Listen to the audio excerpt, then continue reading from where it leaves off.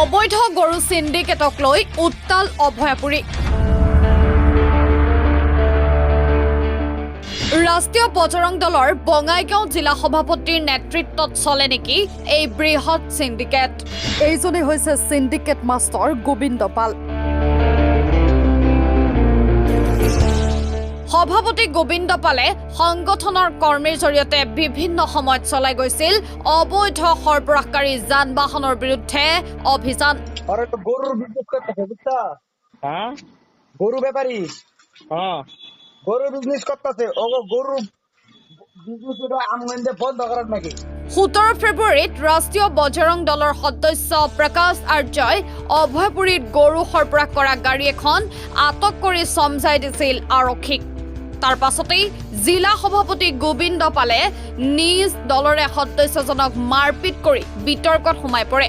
প্ৰশ্ন হয়, কাক সন্তুষ্ট কৰিবলৈ গৈ সভাপতিজনে নিজ দলৰে সদস্যজনক মাৰপিট কৰিবলগীয়া হ'ল। ইতিমধ্যে অভয়াপুৰী থানাত এজাহাৰ দাখিল কৰিছে ভুক্তভোগী প্ৰকাশ আৰ্যই। কি কব গোবিন্দৰ লগে কিবা তোমাক ফিটিং আছে, তুমি সঁচা কথা কব লাগে। গোবিন্দৰ লগে আছে তো বোলা ফিটিং করা লাগছে কিবা কি কও নাঙ্গ কথা হয়েছে কি বজন বলে যে তোমার গোবিন্দর লগে চিনাকি আছে, হ্যাঁ তোমার লগে যে ফিটিং আছে, হ্যাঁ ওই বছর তোমার কল লাগবো নাম করে দেখলাম তো জানছো তাই না তো জানছি তথাপি তো তোমরা কম না আমার তো কল লাগিয়া মানা আছে এগুলা বস্তু তো ওইরকম না না লক প্রকার করা হবে না গো, হ্যাঁ লক প্রকার করা যাবো না। উপরের দিকে না করা লক করা লাগে না। কেন না করছে ওই যে বলবো গোবিন্দ গোবিন্দ না করছে।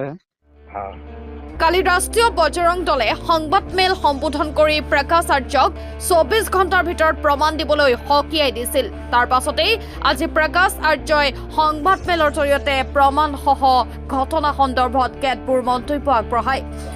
গুৰুতৰ অভিযোগ থকা সভাপতি গোবিন্দ পালক বহিষ্কাৰ কৰিবনে সংগঠনটোৰ নেতৃত্বই, সেয়া হ'ব লক্ষণীয়। মই প্ৰকাশ আৰ্য, যেহেতু কালি আন্তঃৰাষ্ট্ৰীয় হিন্দু পৰিষদ ৰাষ্ট্ৰীয় বজৰং দলৰ পৰা মোক জনায় যে 24 ঘণ্টাৰ ভিতৰত গোবিন্দ পালৰ নামত যিখিনি এভিডেন্স আছে সেইখিনি প্ৰশাসনক বা ছ'চিয়েল মিডিয়া বা হোৱাটছএপৰ যুগত তেখেতে মোক বিচাৰিছে। যদি মই এইটোৰ উপযুক্ত হেৰি দিব নোৱাৰোঁ, মোৰ নামত ডিষ্ট্ৰিক্টে বোলে FIR কৰিব। সেইটোৰ মই আজি সেইটোৰ প্ৰমাণ লৈ কেনে মই আপোনালোকৰ সন্মুখত আহিছোঁ। এদিনা মোক গোবিন্দ পালে ফোন কৰে যে গাড়ী ধৰিব যাব লাগে, আগে পাছেও মাতিছে। মই তেখেতৰ লগত গৈছোঁ। তেখেতে মোক লৈ কেনে বহুত ধৰণৰ আমাক ব্যৱহাৰ কৰি আছিল আমাৰ ল'ৰাবিলাক।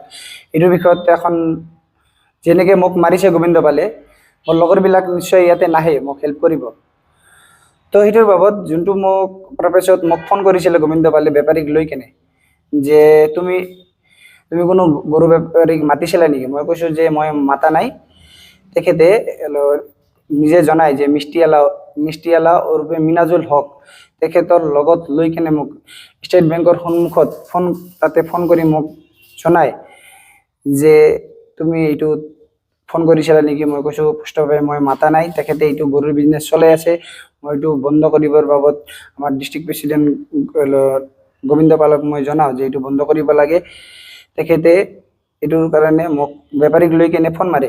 একটা হিন্দুত্ববাদী নেতা হৈ কেনে তেখেতে গো মাফিয়াৰ লগত কিয় ইমান মিতিৰালি তেখেতে মোক গো ব্যৱসায়ীৰ লগত গো চিণ্ডিকেটৰ যোনটো মানুহ তেখেতৰ লগত জড়িত হৈ কেনে মোক ফোন কৰাৰ কোনো উদ্দেশ্য নাই।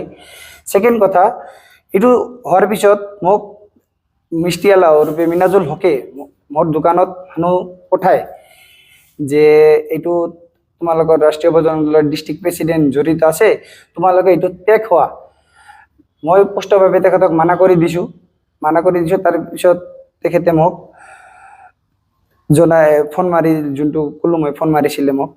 তাৰপিছত থাৰ্ডৰ যোনটো কথা আছে যে মই যোনটো অভয়পুৰী থানাত গৰুৰ গাড়ীটো ধৰিছোঁ, সেইটো গৰুৰ গাড়ী ধৰাৰ পিছত যোনটো কেছ হ'ল মোক গোবিন্দ পালে ধৰি মাৰিল। মাৰাৰ পিছত মই অভয়পুৰী থানাত এজাহাৰ দাখিল কৰিছোঁ। এখনো মই সেইটোৰ কোনো ন্যায় পোৱা নাই। এইটোৰ মই কল ৰেকৰ্ডিং আপোনালোককো মই দি আছোঁ যে মই গৰু বেপাৰীৰ লগত কি কথা হৈছে, কোন জড়িত আছে, কমপ্লিট কল ৰেকৰ্ডিং মই ছ'চিয়েল মিডিয়া মানে আমাৰ নিউজৰ জগতত মই দি আছোঁ। যিহেতু মোক 24 ঘণ্টা টাইম বান্ধি দিছিল, মই টাইমৰ ভিতৰতে মই ৰেকৰ্ডিংখিনি দিলোঁ। কি প্ৰমাণ আছে তোমাৰ হাতত? কল ৰেকৰ্ডিং মোক তেখেতে আগে পাছে মাতিছে। সেইদিনাও মোক কল কৰিছিল যে যোৱা 6 তাৰিখ মানত হ'ব, 6 তাৰিখ মানত মোক ফোন কৰি কয় যে এটা গাড়ী ধৰিব যাব লাগে। তখন মই বাহিৰত থকাৰ বাবদ মই তেখেতক মানা কৰি দিওঁ। তুমি আন্তঃৰাষ্ট্ৰীয় হিন্দু পৰিষদৰ সদস্য হয় নে? মোক তো প্ৰথমতে মোক কৈছিল মই সদস্য বুলি, যিহেতু 2026 জানুৱাৰী মাহত আমাৰ প্ৰবীণ ভাই ডাঙৰীয়া আহিছিলে। সেইটো প্ৰগ্ৰামত মই যদি ৰাষ্ট্ৰীয় দলত নাই, তাহলে মোক কিয় এই ফ্লেগ লগোৱাৰ বাবদ, ঝাণ্ডা লগোৱাৰ বাবদ, কালেকশ্যনৰ বাবদ মোক কিয় ব্যৱহাৰ কৰিলে? আৰু এইটোত যিজন গোবিন্দ পাল, যাৰ বিৰুদ্ধে তোমাৰ অভিযোগ, এই যি গম অভিযানৰ সৈতে তেওঁৰ জড়িত আছে নেকি? জড়িত আছে। তেখেতে মোক কিয় নহ'লে গো ব্যৱসায়ী মানে গো চিণ্ডিকেটৰ লগত জড়িত মোক কিয় ফোন কৰিলে? আৰু তেখেতৰ লগত নিশ্চয় যে কোনো মিতিৰালি আছে। হিন্দুত্ববাদী নেতা হৈ কিনে কোনো গো চিণ্ডিকেটৰ লগত মোক ফোন কৰাটো তেখেতৰ কোনো হেৰি নাই। তোমাৰ দৰে যিসকল সদস্য আছে, সেই সদস্যসকলকো গোবিন্দ পালে এনেকৈ ব্যৱহাৰ কৰে? হয়, ব্যৱহাৰ কৰি আছে। তেখেতে হয়তো এখন ওচৰত আহিব নাহে, কিয় যেনেকে মোক মাৰিছে নিশ্চয় তেখেতকতো মাৰিব পাৰে। এখন মোৰ তাতে যিটো এভিডেন্স আছিল মই সেইটো ৰাজহুৱা কৰিলোঁ। এখন যিহেতু কালি মোক কৈছে যে কি এভিডেন্স আছে তুমি দিয়া, মই এভিডেন্সবিলাক দিলোঁ। এখন ৰাষ্ট্ৰীয় বজৰং দলৰ পৰা তেখেতৰ ওপৰত কি পদক্ষেপ লয় সেইটো মই নিশ্চয় মই জনাম যে মোৰ ৰিকুৱেষ্ট, মোৰ ন্যায় লাগে এইটো ক্ষেত্ৰত, অন্যায় লাগে। আৰু মোক তেখেতে কিয় মাৰিল এইটোৰো ন্যায় লাগে মোক। আৰু কৈছে যে যদি এইটোৰ বিষয়ত কোনো মই তথ্য দিওঁ, মোক ফুলৰ মালাৰে হেৰি কৰিব, সামৰিব। আৰু এখন মই এভিডেন্সবিলাক দিলে এখন তেখেতে কি কৰে মই সেইটো চাওঁ।